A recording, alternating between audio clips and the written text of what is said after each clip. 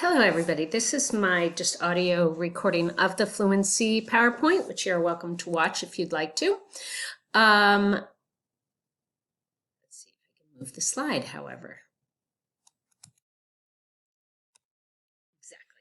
Okay, so what is reading fluency? Fluency is reasonably accurate reading at an appropriate rate with suitable expression. So you see that I've bolded those three very important features: accuracy, rate, and expression.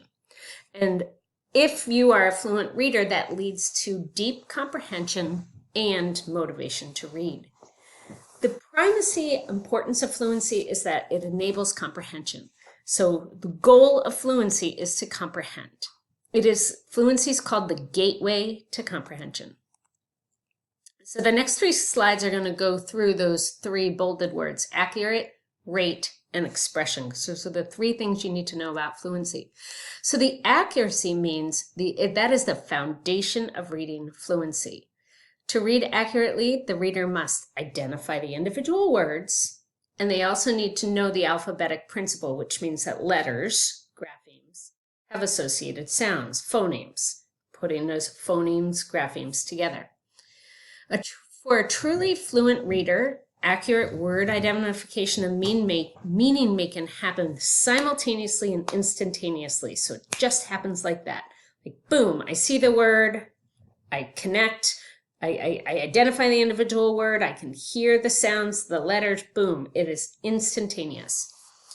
Skilled readers adjust their accuracy depending on reading tasks. So tasks that are more challenging would take higher level of accuracy than a less challenging task. So reading People magazine for me is a very simple task versus reading the B&W chapters, which is much more difficult. Comprehension of text is compromised when the percentage of accurate words fall below 96%. So if a reader is reading less than 90% of the words correctly or accurately, then comprehension's automatically going to go down. So speed is what we're talking about with rate. But it's really important to know that it is more than just the speed which one reads a text. Speed is important, but speed is not the most important thing. Speed alone does not facilitate comprehension.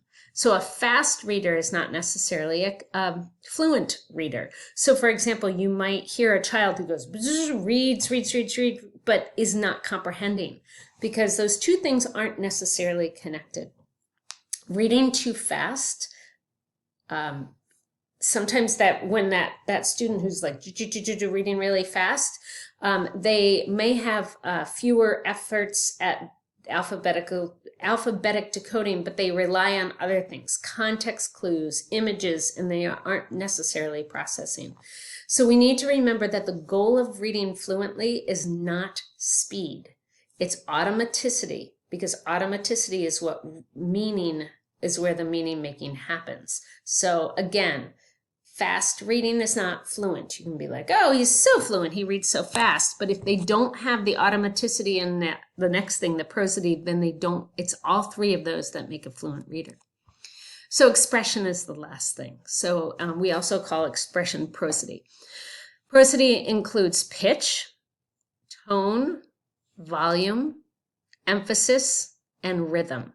So if you think of someone who's a really fluent reader, they adjust their pitch. They go faster or slower or louder or quieter, or put emphasis on the words that are important. So think about some of the most famous speakers like Martin Luther King, who, the I Have a Dream speech. He enunciates, he speeds up, he slows down, he rises when he's making a point.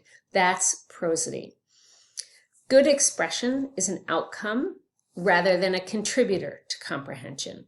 You can't read with good expression or with prosody if you're not making meaning. Prosodic reading shows that a reader is using syntactic, that's the way a sentence is organized or the grammar of a sentence, and semantic, which is the meaning information as they read. So why is fluency so important? Well, meaning making is dependent upon fluent decoding. Students cannot make meaning if they are not fluent. Fluency also impacts motivation, vocabulary, and most importantly, comprehension. The readings, I think both of them talked a little bit about the Matthew effect. That's basically the rich get richer, the poor get poorer, but in terms of literacy.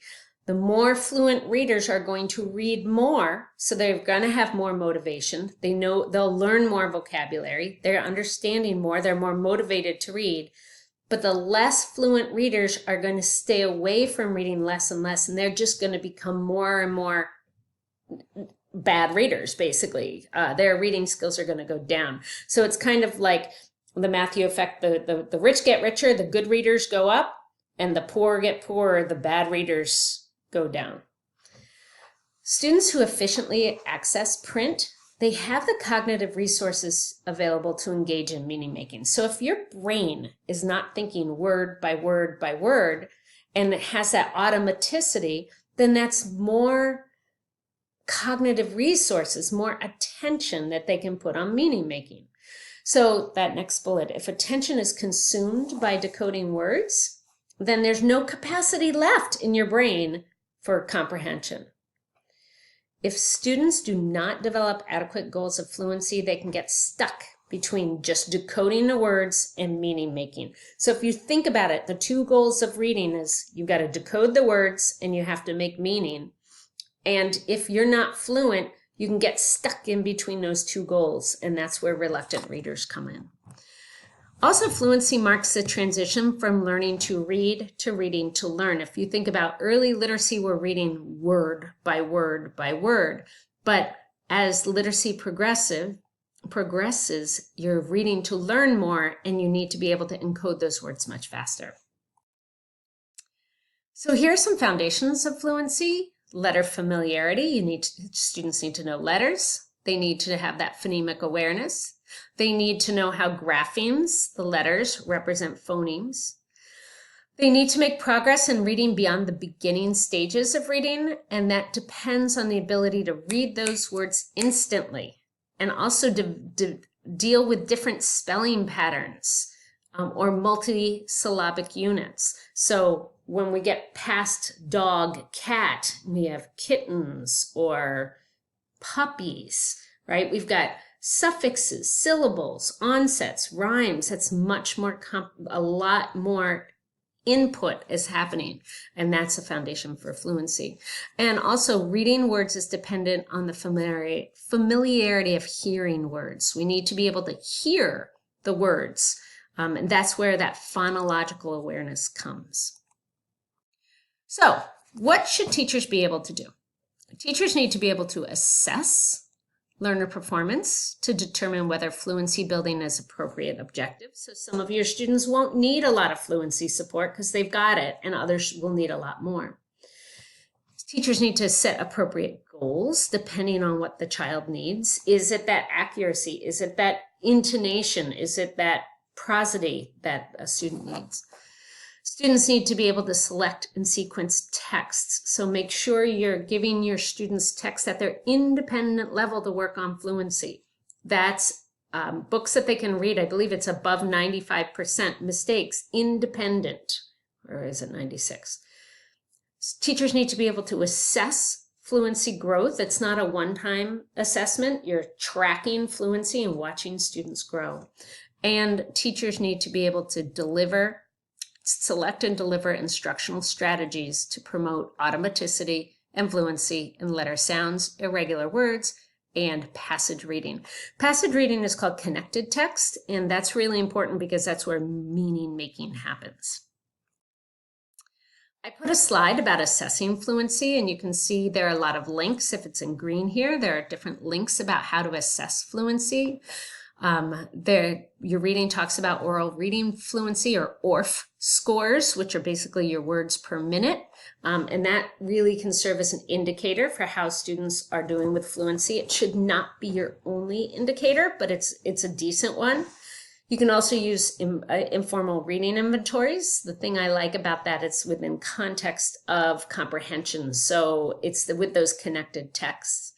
Miscue analysis, that's when they're reading orally to you, you see what are they missing. It's a really good window into their fluency, what's going on with them. And then there are some tests like DIBELS and Ames Web that give you kind of words per minute. All of these things go into fluency, not just one of them.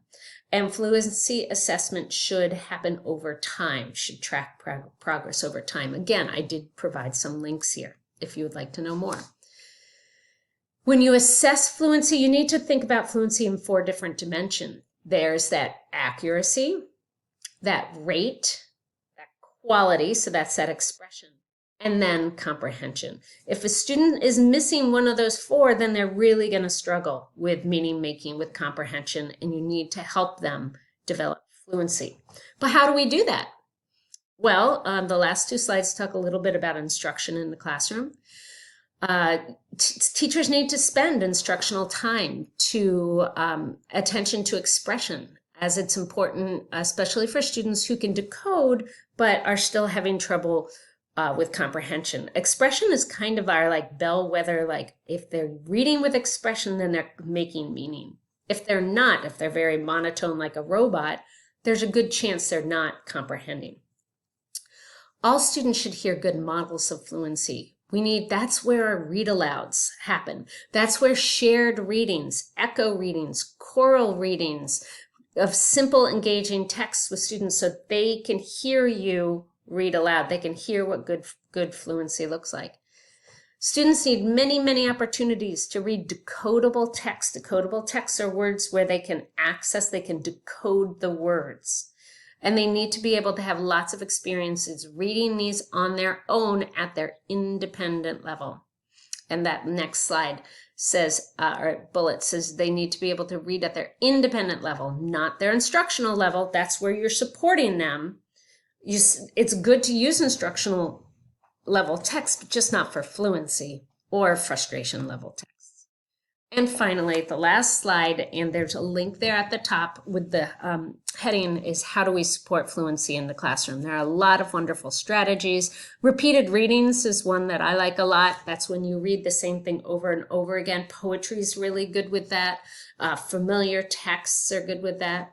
We actually need to teach fluency related mini lessons. Model how you teach, how you are a fluent reader. Teach mini lessons. Have the students practice with you. Reader's theater is an excellent way to work on fluency. Have students record their own reading and listen back to it, and then watch them do it at different points and help them see where their growth is. Again, modeling fluent reading, wide independent reading. The more reading they do, there's that Matthew effect, the more fluent they're going to be. Assisted reading is when you're giving a student a little progressively more difficult text, but you're reading it with them. So you're supporting, you're assisting them that. Chunking a text is taking little parts of it. Let's work on being fluent in this little couple sentences and then another couple sentences versus the whole thing. Partner reading is really helpful, reading to each other. Scalloping the text is when it's kind of like chunking.